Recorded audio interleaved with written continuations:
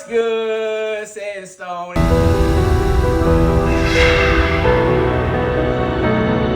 It's your boy Ty. Welcome back to Set in Stone, baby. We back at it like mathematics. Let's get it. We got another juicy one for y'all right in the store. If y'all ready, let's get it. Today we got a very special video that we're gonna watch together. And I've been meaning to do this video for a minute, man. So this lady, she wanted to do an experiment, right? And she wanted to experiment and transition herself from a woman to a man and explain to the world why men have it easier than women, right? And she was a man for about 18 months and she decided to unalive herself because she was greatly mistaken, and she realized that being a man is a lot harder than being a woman, and the experiment ended in her untimely demise. And I've been trying to say stuff like this to women for a long time, man, and it's hard to explain this type of stuff to a woman. Because, you know, you get double standards and stuff like that. And people have their own opinion when it comes to this topic. But we're going to watch it together. So grab your popcorn, grab your drinks. You dig what I'm saying? And let's get it. Let's go.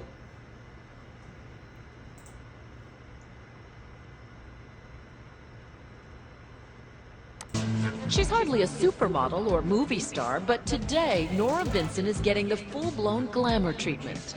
Nora's a writer, and one of these shots will adorn the cover of her new book. This wasn't just a stunt. This was about learning. This is a human project. It was about finding something out about the human creature, and I learned it the best possible way because I went through it. What Nora went through, or more accurately, what she became in the last 2 years, was a man. Yeah, a little bit shorter on the top. Okay. No, Nora didn't get a sex change operation. She did it the old-fashioned way, with acting and a disguise. At 5'10", 155 pounds, and wearing men's size 11 shoes, Nora was a natural.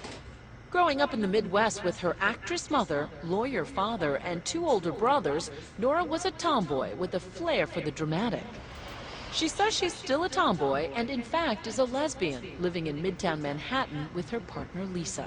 I think we can work with this. Her transformation into the guy she calls Ned begins with a buzz cut, baggy men's clothes, and a too small sports bra to flatten her breasts. She even wore a little padding and a jock strap.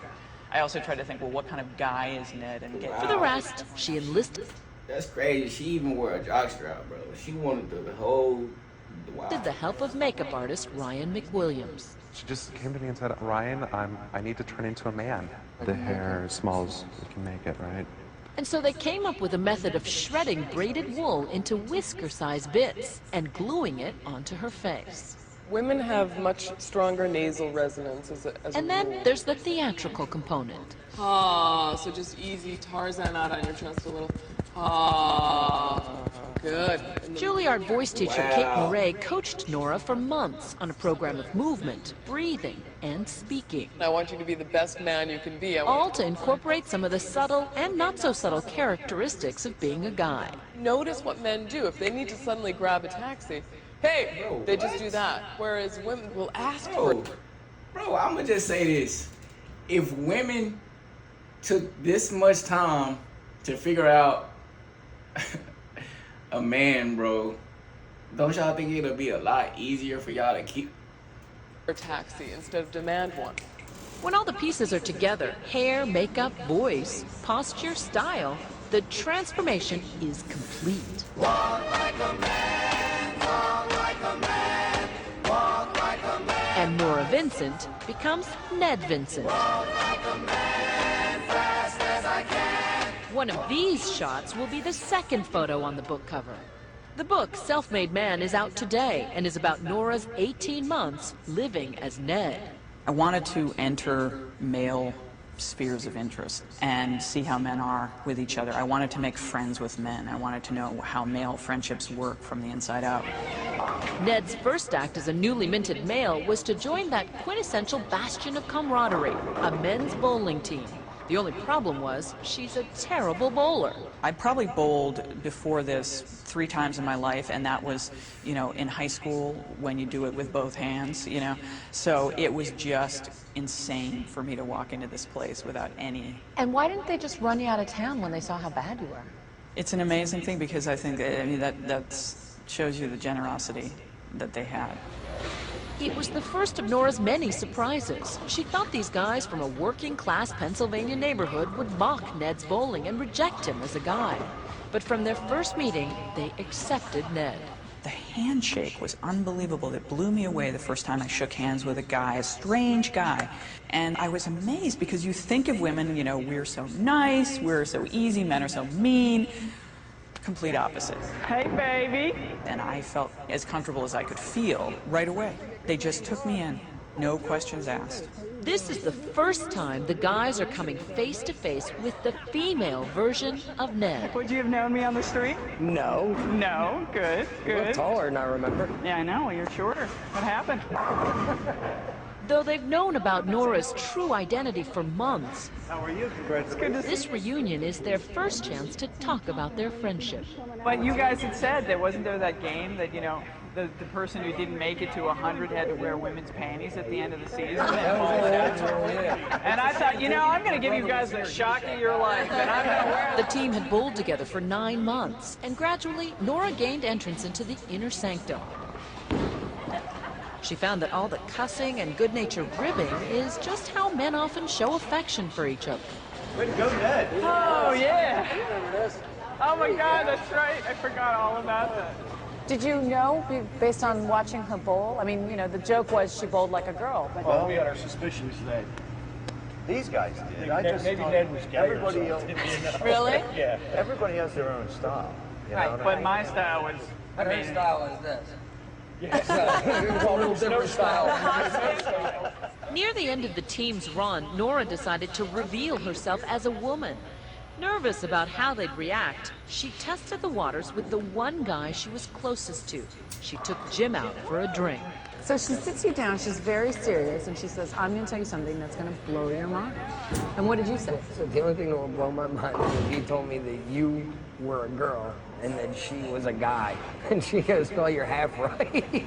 The she Jim's talking about is Nora's partner Lisa, who the team had met several times. Jim assumed they were Ned and Lisa, a heterosexual couple. But you didn't believe her at first. At first, well, I was still in shock. I said, how can this possibly, you know, where would this come from? This is just a regular Monday night. I was out bowling having a good time a few minutes ago. Now I'm trapped in this bizarre conversation about your name isn't Ned anymore, you know? Later, Jim told the Did you like being a woman before Ned? I did, but I like it more now because I think it's more of a privilege. That's perfect right there. That's awesome like that. Nice. Men are suffering. They have different problems than women have, but they don't have it better. They need our sympathy, they need our love, and they need each other more than anything else. They need to be together. Do you think women understand what it's like to be a man? Not at all. No clue. No are happy idea. she is a she. The irony is not lost on Nora that it took a trip into manhood to help her appreciate her own femininity. I'm so much closer to myself than I ever was that I really like me. I really like being me, and I really like being a woman.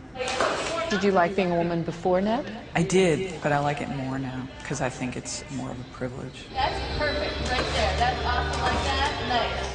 Male privilege in the modern era is a myth. In 2020, it was found that 70% of homeless individuals were men. Men are 4 times more likely to commit deletion than women. Men make up 80% of all the murder victims worldwide. Men make up just over half of the workforce, and yet they make up 90% of workplace. Nora was reminded that in this arena, it's women who have all the power. We sit there and we just with one word, know will crush someone. And the thing is, we don't have to do the part where you cross the room and you go up to a stranger and say the first words. And those first words are so hard to say without sounding like a cheese ball or sounding like a jerk or whatever else. And what do you guys do? Nora says the brush-off Barbara Jones gave Ned was typical.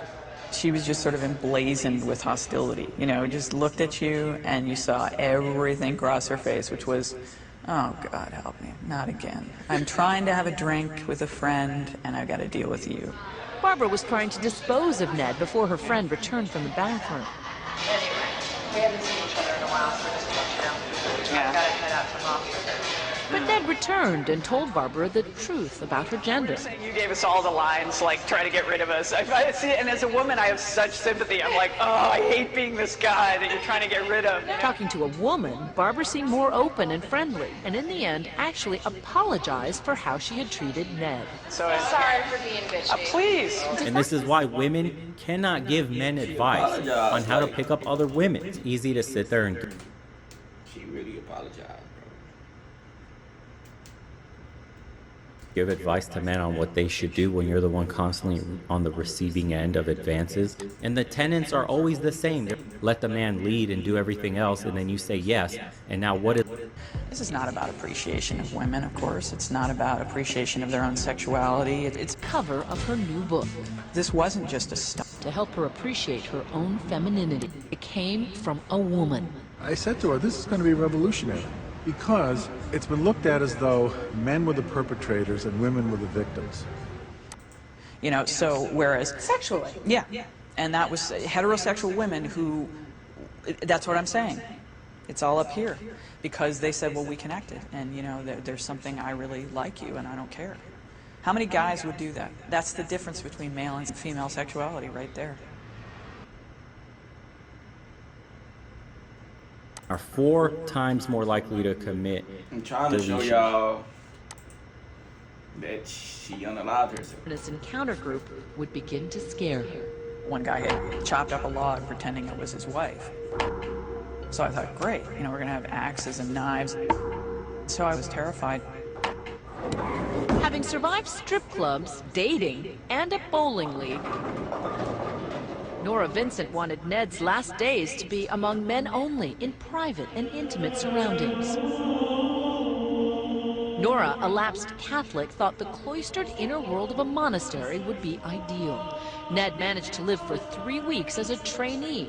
The monks, she says, were pious, smart men, but they were still men.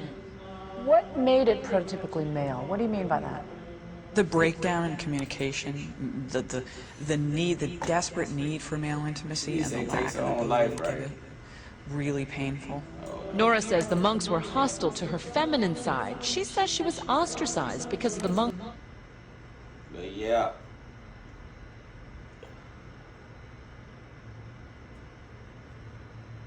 The lady apologized, man. The lady apologized, man. After she had already, like,